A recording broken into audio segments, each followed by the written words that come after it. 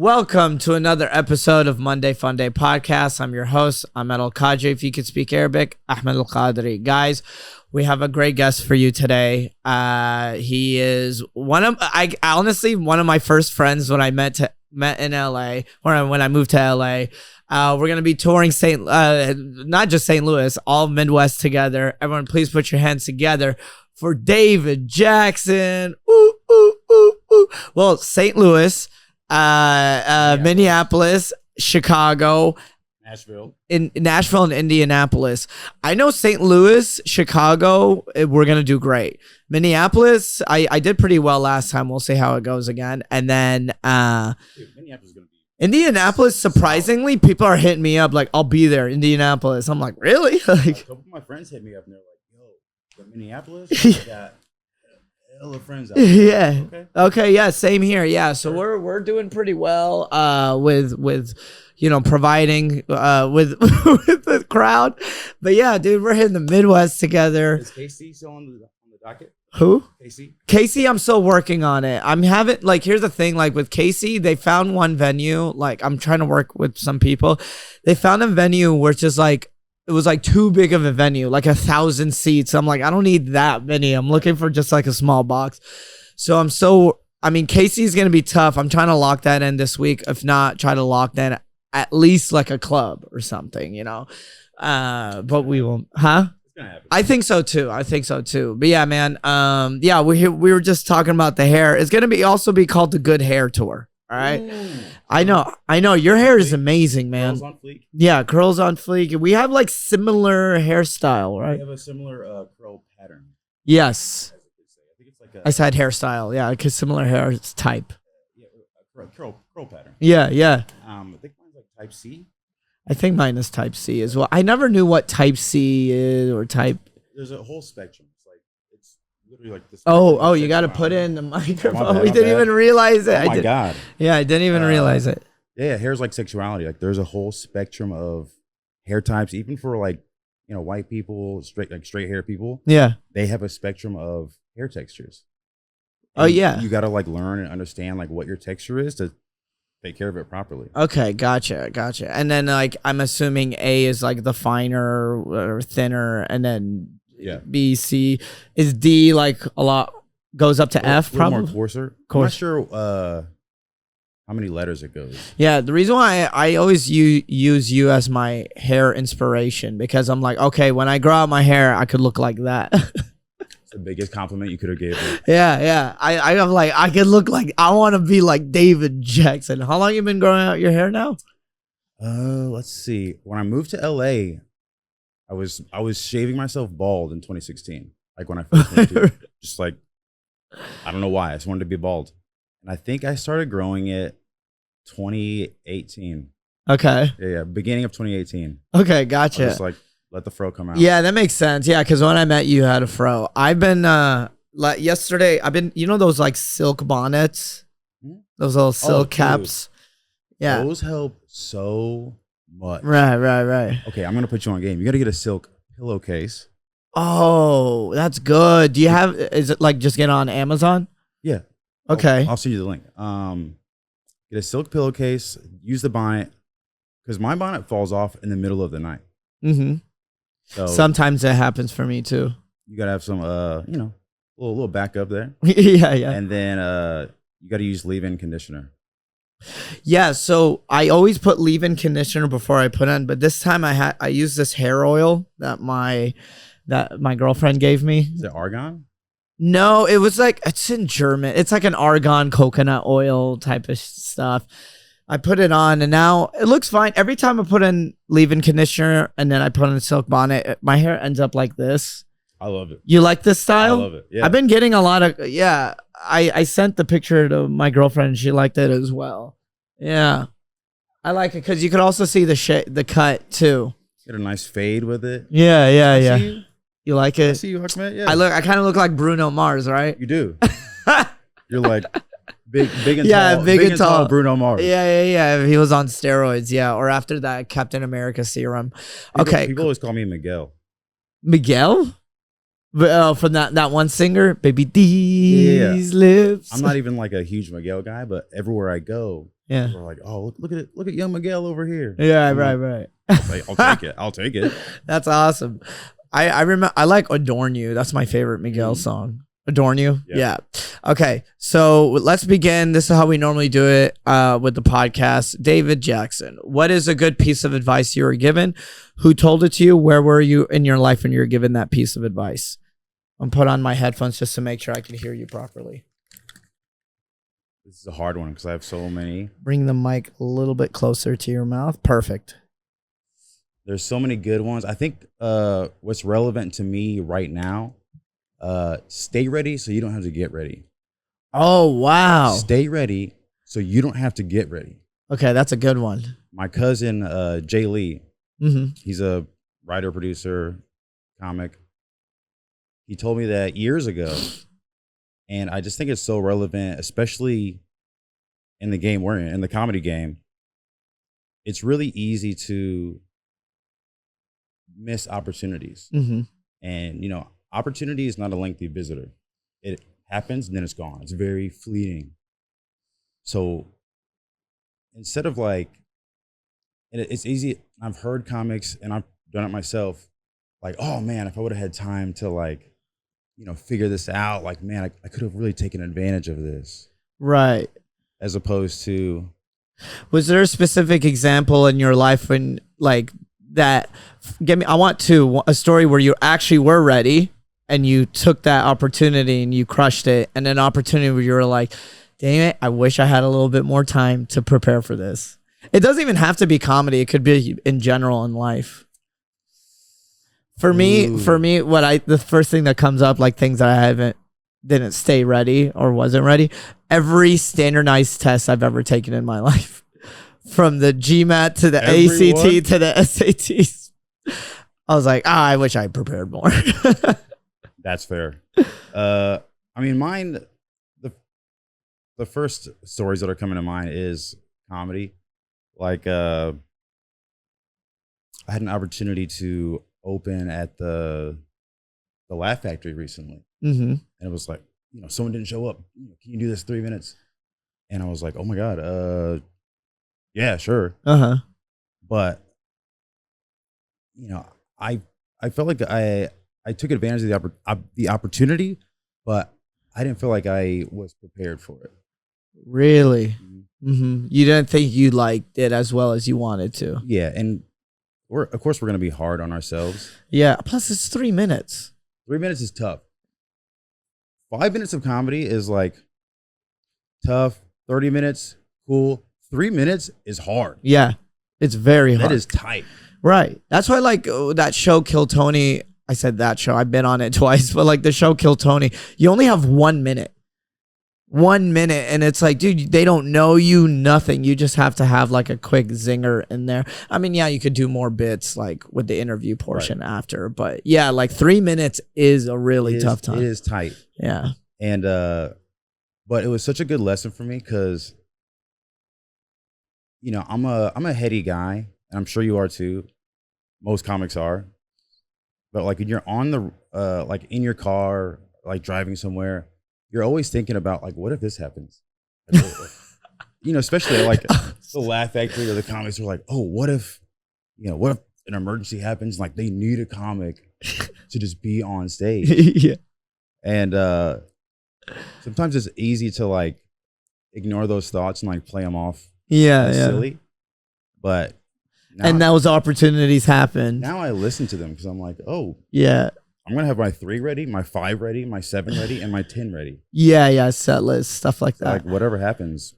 One time, when I was doing the Abu Dhabi Comedy Festival, I mean, it's not, the stakes were a lot lower, but like, it was, I just finished my hour set list for my show, and then me and, I don't want to say their names, but these 2 guys that I knew, one of them I knew from like childhood friends from Dallas. So we go to this other show where all the other comics are there, right? And it was like a showcase show. And on the way there, we smoked some weed. Oh, and God. Yeah, and we got like super high, right? Because I shouldn't even, oh fuck it. I was able to sneak in some pens into Abu Dhabi. So you can do stand up high. Yeah, so this is what I was saying. Okay. I usually don't. I try not to, right? But then I was just high as hell with my friends, and then like I'm watching the showcase. Tony Woods got up, and then a couple other comics got up. Ian Lara, trying to think other people from Dubai comics, like the local comics. And then before they end the show, like the producer Ali was like, Ahmed, you want to go hurry up and get on stage? Okay, yeah. Hey, I was like, I was so high. It freaks you out. I was literally like, I don't know. And he's like, yeah. Oh, we got another one. They didn't even tell me a time limit, nothing. So I just got up. Yeah. And then I was like, okay, let's do it. I ended up having a great set. Okay. But luckily I had just did an hour beforehand, so I was just doing like right. The muscle memory is there. Yeah, everything was there. That's the cool thing about like traveling, being headline. That's why I'm really excited for this tour together, because we're doing 5 shows in a span of like less than just under 2 weeks, maybe. Just right under 2 weeks. The only thing. Oh, actually, I'm glad you said when I get back home. So when Friday's our Nashville show. I'm looking for spots Wednesday and Thursday for us in Nashville. Oh, sweet. So like even if we don't have hour or 30 minute or 20 minute set, like our set list or time, we could still find time in between. It'll work. So that's what's cool. Like we're so like on the go. To be honest, like after Europe, Sammy and I did 20 shows in 11 cities in 12 days. Wow. It was intense. I'm never going to do it again. I should talk more about Europe because I know the listeners want to know more about Europe. But it has to give you a rhythm though, right? Bro, I was exhausted. I was fed up. With Sammy and I, like we're both like traveling together. We still love each other, but you know what I mean? Like certain like small things. Little intricacies. You're like living with someone and traveling someone, like you really get to know. Yeah, you really get to know each other. So you can see, and lack of sleep, uploading things. Like all I did was we did the show, stayed up till 2 a.m. uploading and doing the schedule, like literally what we're gonna do after. Get up, wake up, go to sleep for a couple hours, get up, go to the train or the airport and get to the next city. But bro, by show 6, I was like, I had my jokes down, all of the rhythm. By show 10, I was so comfortable. I was just like, ready. Like my girlfriend saw me in Dublin. She met me up in Dublin, and we did a show. Cool flex. Yeah. Well, she lives in Berlin right now, so yeah. Another cool flex. Honestly, not really. No one believes me right now. It's like, I have a girlfriend. She's just in another continent somewhere. Like no one believes me. But yeah, so she met me up in Dublin on the first show, and then she even told me she saw me later in Berlin. I think that was, we did 2, 1, 1. That's 5. And Glasgow, Manchester, London. We did 4 shows, so that's 9 shows. Paris and Frankfurt, we did 2 shows in Frankfurt, so 11. By then I was show 12. She saw the before and after. Yeah, she saw. And she came to the second show, so it was show number 13. Whoa. She was like, and this is me doing 30 minutes each one, 20 to 30, depending on the time. Yep. She was like, it was like night and day. Like you were still good in Dublin, but you were just so like loose and ready to go. There's something happens, especially in stand-up comedy, when you have found your rhythm, you know your material, you've done it, the last 3 nights in a row, and you hit this, you'll hit this spot of flow to where you get so comfortable. And in stand up too, it's a weird thing. Like the more comfortable and the more natural, the better you get, the easier it looks to do. Correct. From that. From the outside. Yeah. You're like, oh yeah, I could do that. It's just talking. It took me 8 years to figure out how to just talk to you. Right. But like that rhythm though, it just comes and it feels so cool. Yeah. It's like relax.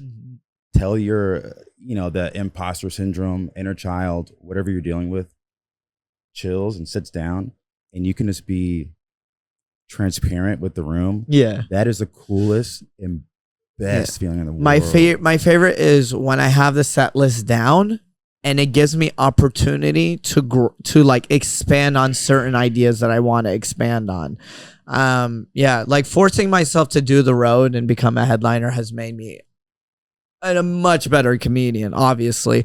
But like, I mean, I've watched your growth. Thank you. Yeah. And Irvine, I met you in like what, 2017, 2016? 2018. I moved here August 27th of 2018. My anniversary is almost coming up. Wow. It will be 6 years since I've moved to LA. I'm definitely gonna do like a long post, like I've officially hit, you know what I mean? Those little cute Instagram posts. It feels longer. Yeah. Well, I came in ready to work. You did. I came in ready, like all I did was open mics every single day, account by day, comedian by night. I hit like 10 open mics a week. Dude, that's actually what really attracted me to your energy, because a lot of comics that I was hanging out with at that period, I'd say, were kind of like depressed dudes in the valley.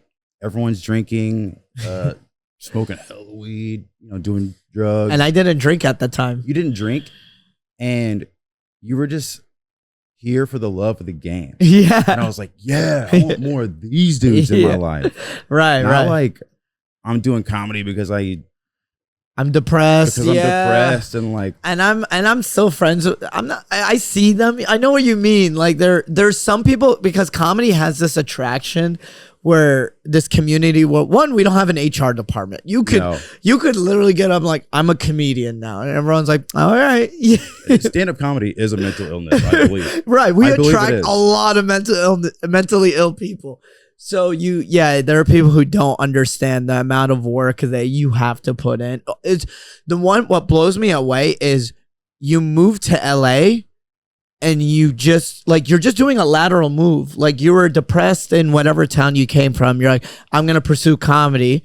And then you come and you just like, it's a lateral move. You're just depressed here now. You're doing it here. Now you're doing it here. Yeah. But you just met up with other people who are the same. Yeah. Yeah. But it's so key though. But thank you for the compliment. That means a lot.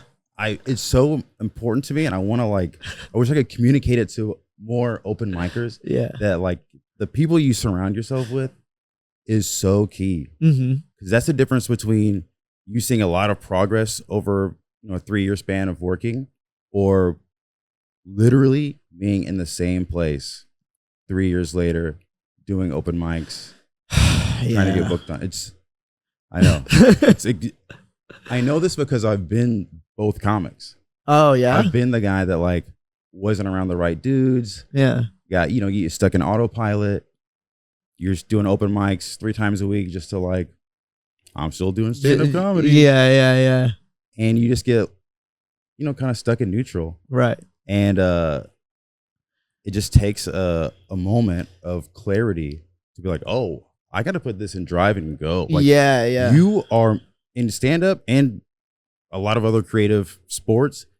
You have to drive your own career. Like, no one's coming to save you. You got to do it. And one thing that I'm so thankful for, when I came to film you in Irvine, you called me. I was in New Orleans for my birthday trip. Yeah. You called me. I was like, oh, bet. Like, this is my guy. Yeah. But then on the trip, I found out that I was in neutral. Really? That, because you know what hurt my feelings and hit me so hard, but I needed to hear? You go, Ahmed, we're driving the car. Ahmed turns to me and goes, so do you still do stand-up? I said that? Oh, no. And my soul left my body, went to the moon and came back. And I was like, yeah. Of course I still do stand-up comedy. You needed to say that to me. I needed to hear that because I was like, oh, snap. I'm in neutral right now. And literally from that moment. Yeah, I'm glad. I dropped the clutch, put it in gear. Man. And I've been moving. Oh, good. Well, I've been seeing that. I've been seeing that, dude. Guys, everyone, we got to do an applause break for my bro, dude. Okay, to be fair, I wasn't coming from a malicious intent when I said that. Do you still do stand-up? Go on. Oh, do you know what's so funny? I'm glad you mentioned that. To be fair, and my mindset was at that point, I remember, okay, we're all of our friends that was talking. There were so many people that were telling me that they were quitting comedy. Like Mike Spettel was like, "Hey, I'm quitting comedy." Freaking guy, Brendan Crick, who at that time he was like, "Oh, I like moved to Philly." So it was like all these people, and then I just haven't seen you. You know what I mean? That was the thing. I wasn't just seeing you, so that's why. And you know, I've seen you taping the set. You remember when you messaged me like, "Hey, I could tape your set." That's so funny. I was not coming from like this guy, not at all whatsoever. He's like, bro, do you even do comedy anymore? Yeah, you piece of shit. That's how he came at Yeah, me. yeah. I also told him, hey, walk the rest of the way home, bro. You're like, but I'm in Long Beach. You're like, I don't care. I think if it was that aggressive, it would have hit way less hard. But because it was so subtle, you just kind of threw it away. Like, do you still do stand up? Like, that is what gave it. Well, you're here. We're literally touring together now. So that's so funny. I will never forget that moment. Well, okay. Well, I'm glad you grew out of it. Okay. Sorry. My ADD is all over the place. I'll tell you two things. One, I'm glad you came out of it from oh shit, I gotta step my game up, and clearly you have. You're opening for these comics, you're traveling and all that stuff, but also, and you didn't like have resentment like fuck Ahmed, screw this guy. No, like dude, yeah. I'm so happy for you. Yeah, but we're not. Well, for me that night, because we had just finished Irvine. It was my first time headlining there. We had about 100 people there. It was a big night for me. I remember. It was a cool night. Thank you. It was a big night for me. And then we were driving. After you get out the car, you're like, get out the car. I was like, okay. And then you're like, bro, like you put your hands on my shoulder. You're like, I am so freaking proud of you. He was like, well, you met, you've just been nonstop, go. You work hard like no other. You're going to be a big star. Keep going. All that stuff. You're like, it's just up from here. And then you gave me a big old hug and I was like, man, I feel great. Meanwhile, I didn't realize you made me feel like I was on cloud nine, and I made you feel like you were dirt. I'm so sorry. No, that's not what happened. Okay. You just helped me like realize something. Yeah. And that makes sense. Yeah. And I meant all that. And because you have such a good, clean heart, and your passion for the game is so clear that you can't help but root for the good guys. Yeah, thank you. There's so many like blurred lines, especially in stand-up comedy. Like, I don't know if I can root for this guy or if I'm gonna get in trouble for rooting for this guy. Yeah. But like, you are a good dude. Thank you. That means a lot, man. Like, I appreciate that. Your heart and your energy, everyone can see it. That means a lot. Thank you. It's so cool, and it's inspiring. Yeah, I appreciate that. And my goal is to like live up to that expectation, but also it's like to be as honest and work hard. One of a big piece of advice that I given to other people and myself, I heard this many years ago. It was Mo Ahmed said this on damn, why am I blanking on its name? Joey Diaz. He was on Joey Diaz's podcast. And do you know Mo Ahmed's story by chance? You know, Palestinian comedian, asylum seeker from Houston, blah, blah, blah. But like, I knew him when I was a kid because he used to be just part of the Muslim comedy circuit, and he was part of this Allah Made Me Funny tour. I know, very old school, but he was like, I've known him for a long time.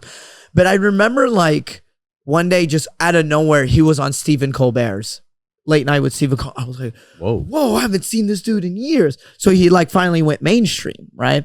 And I heard him on Joey Diaz's podcast because he was talking about man's been doing comedy for like at least 18 years before he got even past at the Cellar, because he was just doing the Allah Made Me Funny tour and stuff. And then Dave Chappelle was in his hiatus and he met them up and he was like, how are you guys and this is before social media, how are you guys able to make money off of stand-up without the industry? Because all I know is the industry. Right. You know what I mean? Yeah.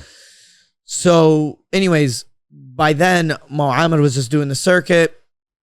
Dave Chappelle's old manager, Mustafa, he's also a Palestinian. He linked him up with Mo, and then he got him at the door of the Comedy Cellar. By then, he was like, but when Mo was talking about, he's like, by the time I got on the Cellar, I was so ready.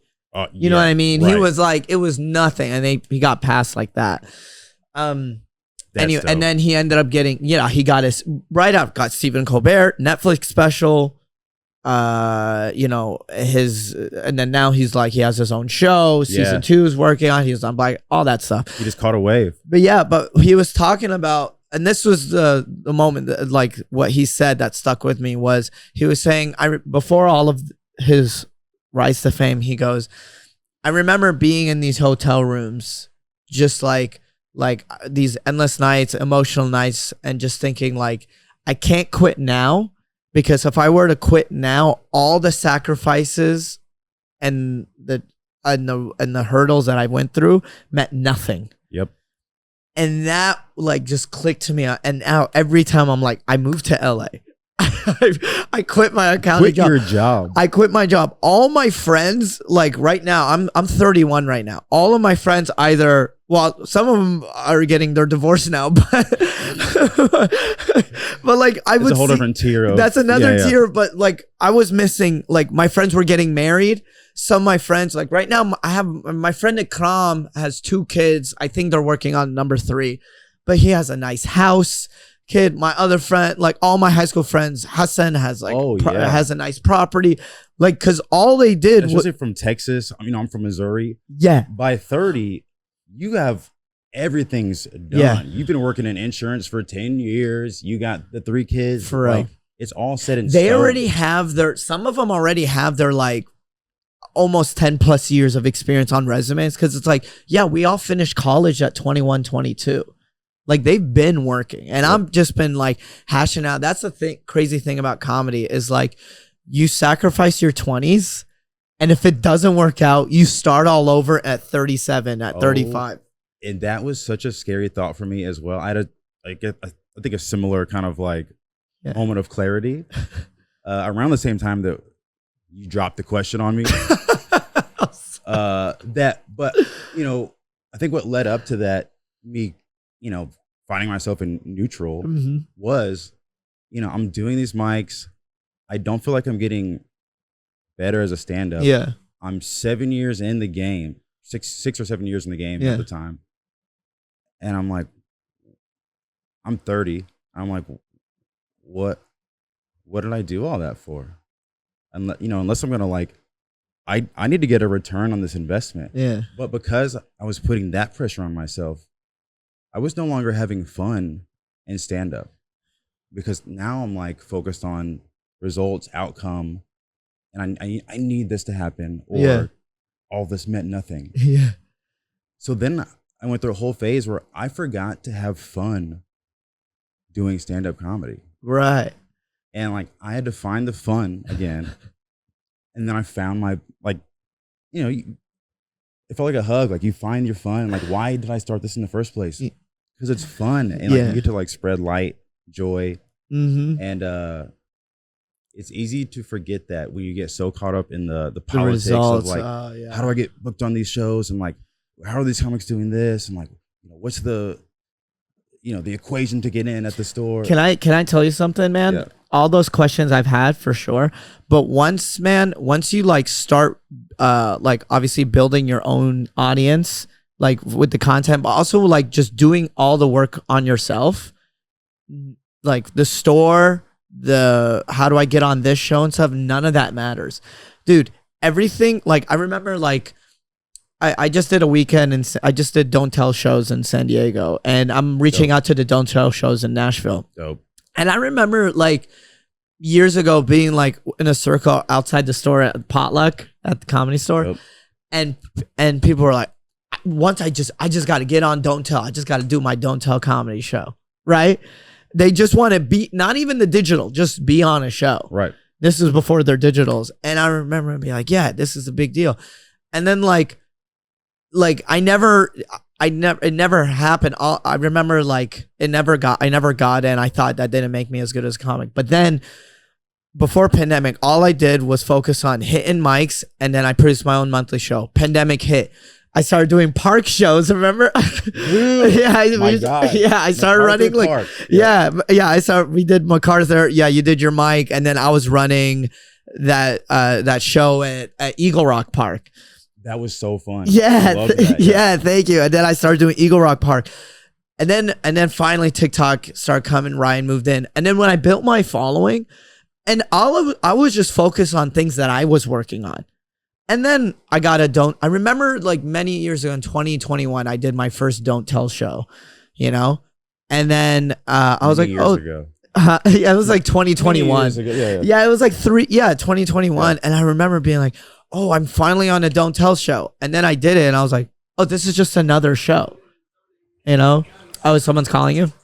This is I forgot music ringtones. Was that someone calling you? No, that my music just decided. Oh, your to music play. went off. Apparently, I'm listening to J. Cole a lot. Yeah. Well, yeah. We're hustling. That's why. This is the theme of the show of this episode. And then it didn't matter to me, right? And then another thing, same thing. What didn't matter? Like getting on a Don't Tell comedy show. For me, it was just stage time. Yeah. You know, I just did a weekend like in San Diego because I just needed stage time.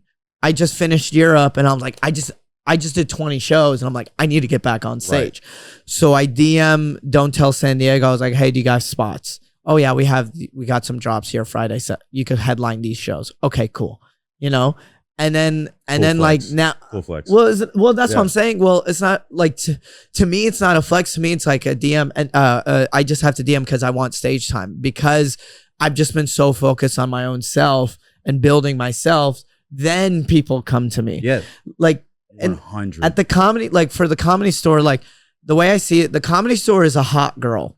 Right, and all these guys are just trying, you know what I mean, the hottest girl at the bar, all these guys are trying to like talk to you, all that stuff. Like you gotta be you gotta be so like flashy and looking so good, the hot girl comes to you. To the point where, again, I'm bringing up Ahmed again, like when I opened for him, it was December of 2021. It was like, he was killing it. Black Adam was about to release. Season 1 of Mo was about to release. His second Netflix special just came out. He literally got the email that he got passed at the Comedy Store and it didn't matter to him. He's like, cool. Yeah, he was just like, oh, okay. Bet. Oh yeah, nice. Okay, cool. I could like get stage time. That's how it is, you know? I don't know.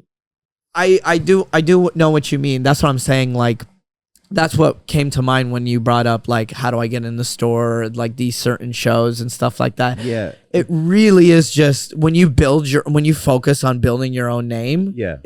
None of it matters. Yeah. That's what I was getting at as well. Is like, you're focusing so much energy on trying to get something instead of like being good at what you do.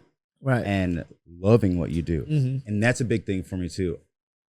I feel like, and I'm starting to meet a couple of comics that are like kind of new to the game, like 2-3 years in.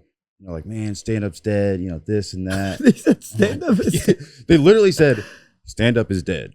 And I'm like, what? You're 3 years in. You haven't had enough time to even hate it.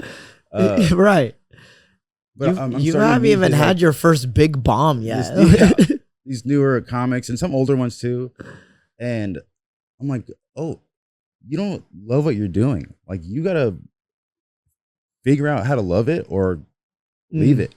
And my point is, like, I feel like if you don't love it, and you're not having fun doing it, there's such a low ceiling on how good you can be at it. You can't be great if you don't love it. Mm-hmm. And people are entering stand-up comedy now like they're saying, you said 2-3 years in, because there's been a shift where stand-up comedy is cool now. So they just think, oh, I'm gonna become a comedian, and then they have they just see money, the clips, fame, followers, all that stuff. And they don't realize stand-up comedy was never cool. It's still not cool. I'm telling all these young comedians, stand-up comedy is not cool. Stand-up comedy is a mental illness. Yeah. When we got into comedy, people were literally like this, you know, that's not a good thing, right? Yeah. They're like, at least you mean music or acting, something with talent. Someone should check on him. Is the energy? Yeah, when you do like, yeah, I'm a pursue comedy. Everyone does this. Okay, really? Sure, buddy. It's never been cool, you know. Nope. Yeah, now like yeah, that's interesting that they think that comedy is dead. Well, it's because it's not that comedy is dead. It's their fantasy or their dream of what they think comedy is. That died. Their dream, their fantasy died. Yes. Because they gone in the game, they're 2-3 years in, they're realizing how much work, because it really does take 2-3 years to realize how much work you're gonna have to do. Because the first year you're like, this is a lot of fun. You're running on adrenaline the first year. The whole year, yeah. You're just, oh my God, like you're freaking out every time you get on stage. Yeah. And then second year, then you start bombing. Yeah. Third year, why am I still bombing? Yeah. And like you have some good moments. Fourth year is I'm getting kind of good. And then fifth year is I don't think I've ever written a single good joke in my life. My guy. Don't leave me hanging. Oh, my bad. We gotta get our daps right. Oh yeah, I know. I just need to forget. I gotta with black people, you gotta complete the circuit. I usually do. I usually complete it. You gotta close the circuit. I usually do a snap after. Well, that's one too. Boom, boom, boom.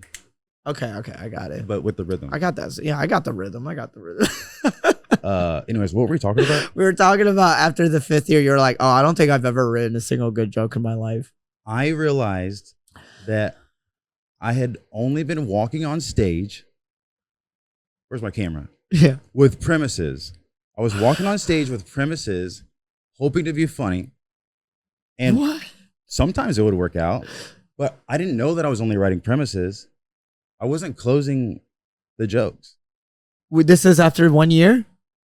This is after like 4 years. Really? Yeah. But because sometimes, when you're young and you're like, you have so much energy, you write for yourself on stage. Yeah. Like you can finish the bit. Yeah. But I wasn't setting myself up for success. I was not finishing my bits. I was writing down premises and being like, oh, I'm going to go be funny with this idea. This here idea. It's going to be a good one. Yeah. And then I'm like, man, that didn't hit. What is going on? Dude, I'm going to share with you this document. In 2019, Gary Goldman did the tweet. Yeah. And that kind of like forced me into just writing the full bits every single time. And it's like, okay, where is the punchline? Where is like the funniness of it? Because I've caught in myself where just saying a funny premise and you think that is the idea. And you're like, no, you got to expand. You're trying to stand on business on your premise. Yeah. People are like, women be shopping. White people be like, and then everyone's like, women, and be like, what?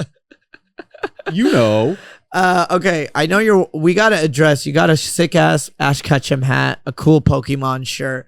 What animes have you been watching lately? This is my Pokemon drip. Mm-hmm. I'm like I'm in a phase where I've watched so many animes as a kid. Mm-hmm. So I'm like rewatching. Like I'm like in season 7 Naruto. I'm watching the filler episodes. I'm watching everything. Bro. That's crazy that you say that. Because right now, I'm dead serious. I'm rewatching Yu-Gi-Oh! Dog. Bro, I'm rewatching like old. Close the circuit. Yeah, I'm sorry. Again, I'm doing it again. I'm doing the snap and without the bump. But yeah, I'm rewatching Yu-Gi-Oh! And like certain moments, I'm like, oh, I remember this scene. I was eating cereal with my brothers because it was a Saturday morning cartoon. What a crazy memory. Yeah. And I was just like, oh my God, I remember when he played this monster and then Yugi beat him this way. What? Yu-Gi-Oh! Yeah. Dark magic. Oh no, the Dark Magician. Dark Magician. And then all of a sudden when Pegasus finally duels Yugi, they are entered the Shadow Realm. Ooh. Dude, not many people know about that. The Shadow Realm. Did you actually play Yu-Gi-Oh? I played a little bit, yeah. I played in like tournaments. Oh, really? I was one of those kids. I've only entered one tournament before, and I think I've only entered one tournament ever, and it was fun. And then it wasn't like no stakes or anything. It was just like a regular. I don't even think it was a tournament. I think it was just a meetup where everyone just duels each other. Dude, you wanna? I'm down. You wanna like just after if we do well in the Midwest store, let's go buy Yu-Gi-Oh decks. Oh, I'm so down. Just play some Yu-Gi-Oh. I'm so happy it's coming back. Like I'm seeing kids, even Pokemon cards. Like people are playing Pokemon cards competitively right now. Okay. And it wasn't always a thing. It just that brand has done so well to just Pokemon keep going. Yeah. Pokemon, Magic the Gathering, Yu-Gi-Oh. Yu-Gi-Oh, yeah.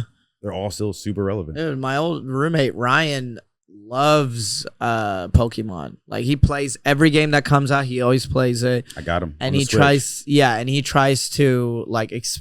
tries to level up every single Pokemon as much as he can. He's in it to win it. I need to hit up Ryan. You got to. That's y'all are both okay. from St. Louis. I'm surprised y'all didn't. I'm surprised y'all didn't really like connect back in the. Well, That Ryan so is a weird. bit introverted though. He doesn't. I'm super introverted.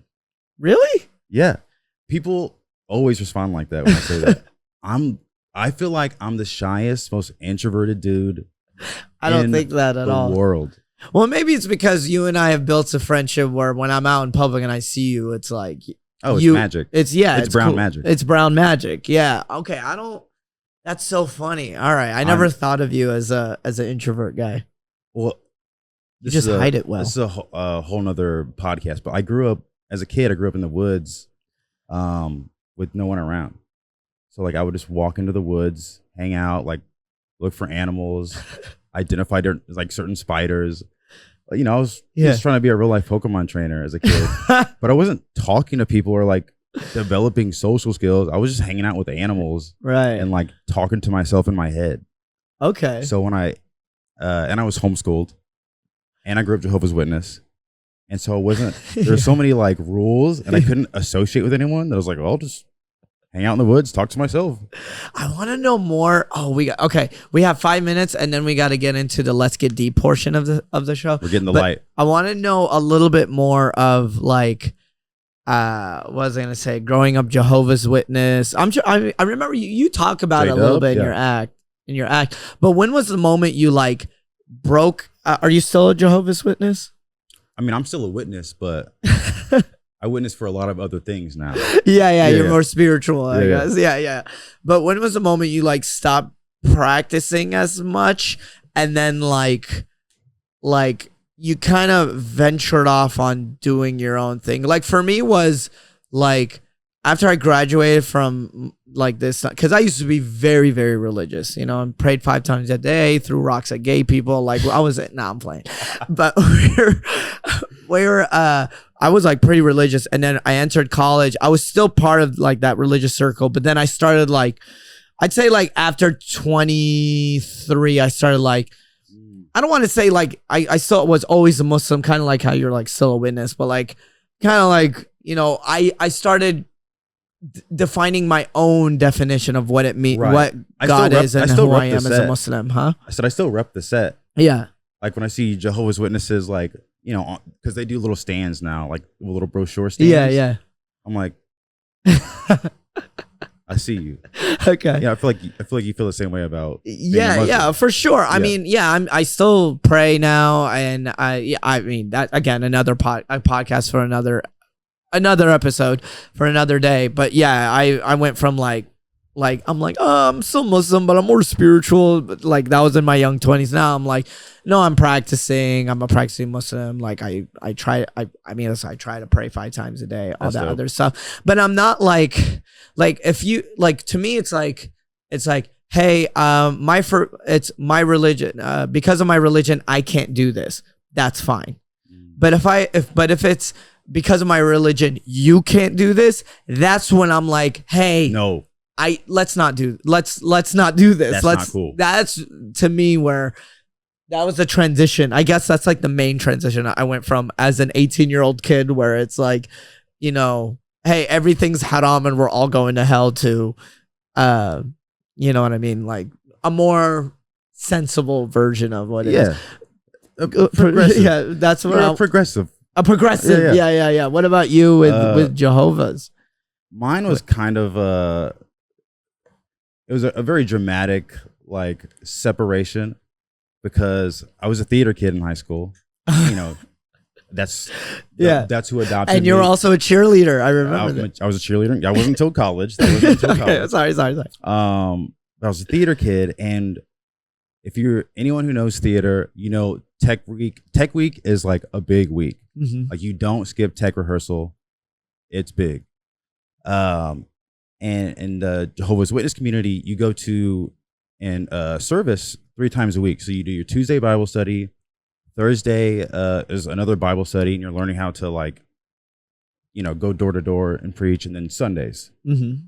and then Saturday mornings you go door to door, you know, knocking on doors. Okay.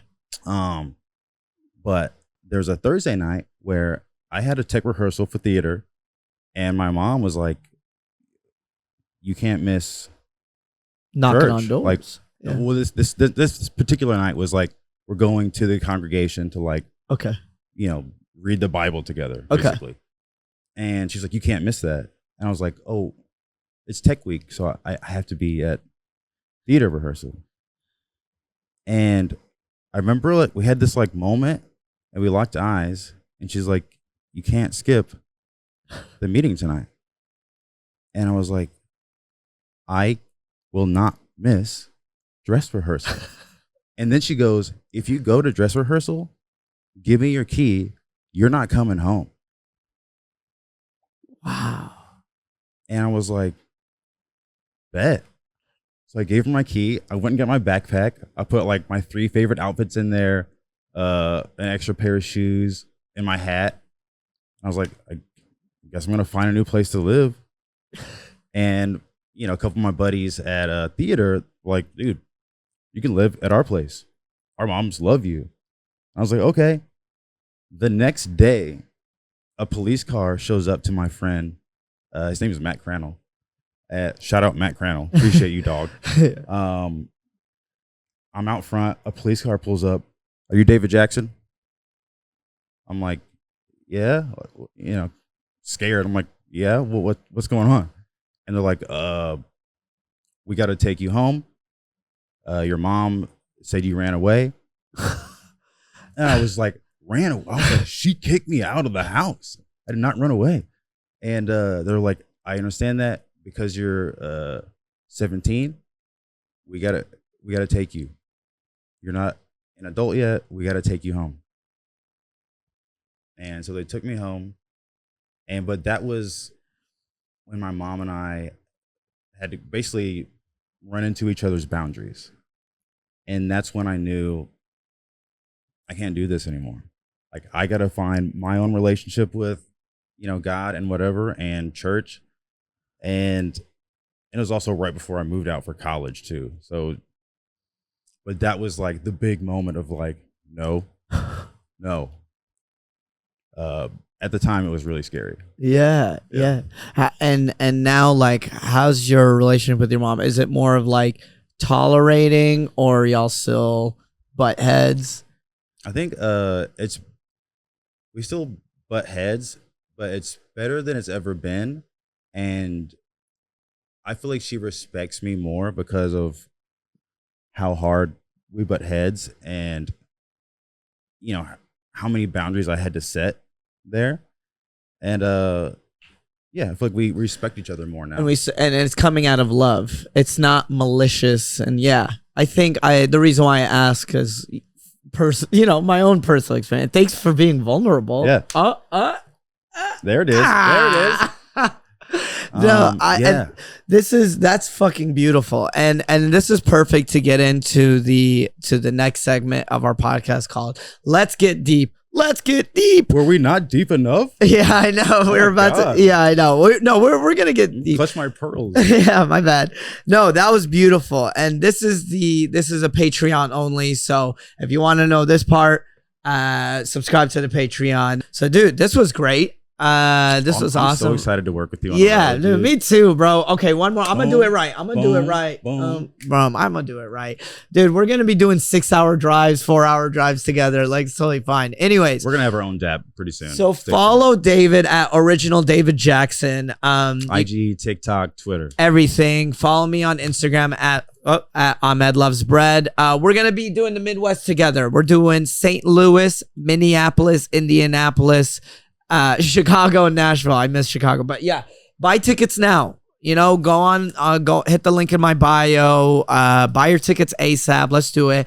And I'm re-releasing my special 2x4 Productions. They have a pretty big comedy channel on their YouTube, and they're going to be releasing my special. Cool. And I'm promoting my tour on that. Sweet. So if you guys came from that